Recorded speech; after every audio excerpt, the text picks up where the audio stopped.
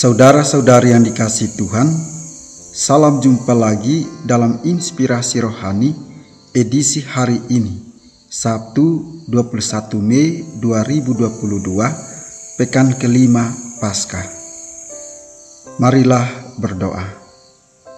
Dalam nama Bapa dan Putra dan Roh Kudus. Amin. Saudara-saudari yang dikasihi Tuhan, inspirasi rohani hari ini diambil dari Injil Yohanes bab 15 ayat 18 sampai dengan 21.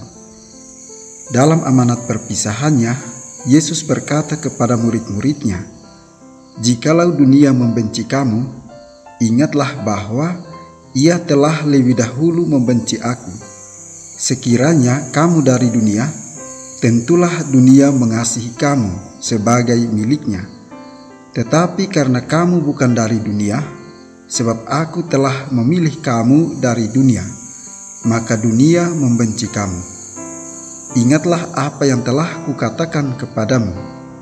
Seorang hamba tidaklah lebih tinggi daripada tuannya. Jikalau mereka telah menganiaya aku, mereka juga akan menganiaya kamu. Jikalau mereka telah menuruti firman-Ku, mereka juga akan menuruti perkataanmu. Tetapi semuanya itu akan mereka lakukan terhadap kamu karena namaku, sebab mereka tidak mengenal Dia yang telah mengutus aku." Demikianlah sabda Tuhan. Saudara-saudari yang dikasihi Tuhan, bila kita mengamati, setiap perkataan Yesus selalu aktual bagi kehidupan manusia hingga saat ini. Kesaksian hidupnya menjadi tonggak nilai Kristiani untuk menghadirkan kerajaan Allah di dunia. Dan kata-katanya akan membuat siapa saja yang mendengarnya merasa diteguhkan dan tidak takut terhadap ancaman dan godaan dunia. Saudara-saudari yang dikasihi Tuhan, setiap orang dipanggil dan diutus sesuai dengan bidang kehidupan yang digelutinya.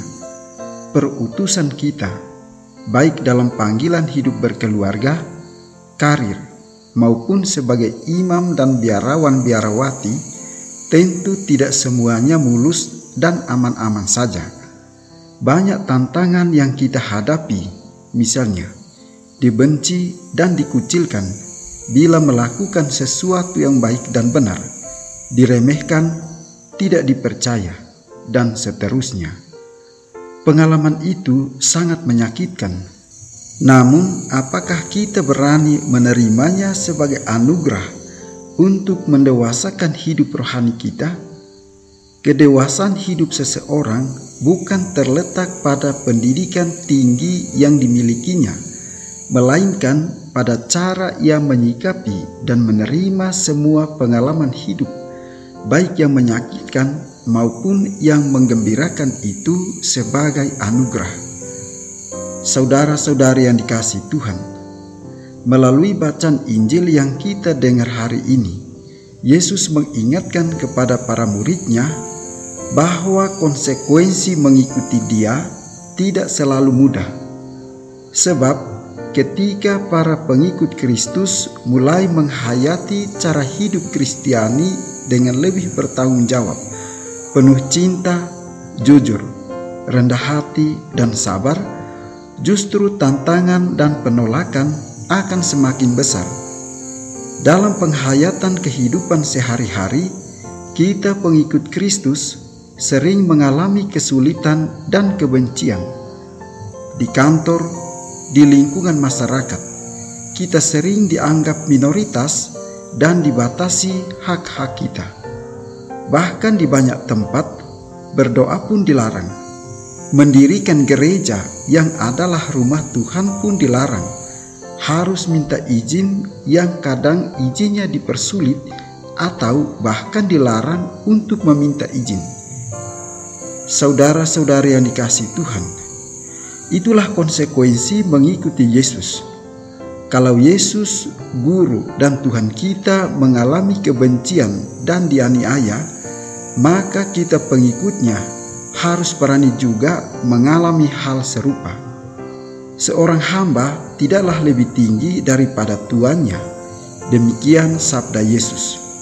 Hanya satu yang perlu kita imani, yaitu bahwa Tuhan tidak pernah akan membiarkan kita berjalan sendirian. Tuhan akan senantiasa menyertai dan memberi kekuatan kepada kita. Marilah berdoa. Allah Bapa yang kekal dan kuasa, dalam sakramen pembaptisan, Engkau telah menganugerahi kami hidup surgawi. Bimbinglah kami untuk membebaskan diri dari kuasa maut dan mengarahkan hati menuju kepenuhan kemuliaan-Mu. Demi Yesus Kristus Putra-Mu, Tuhan dan Pengantara kami, yang hidup dan berkuasa, kini dan sepanjang segala masa. Amin.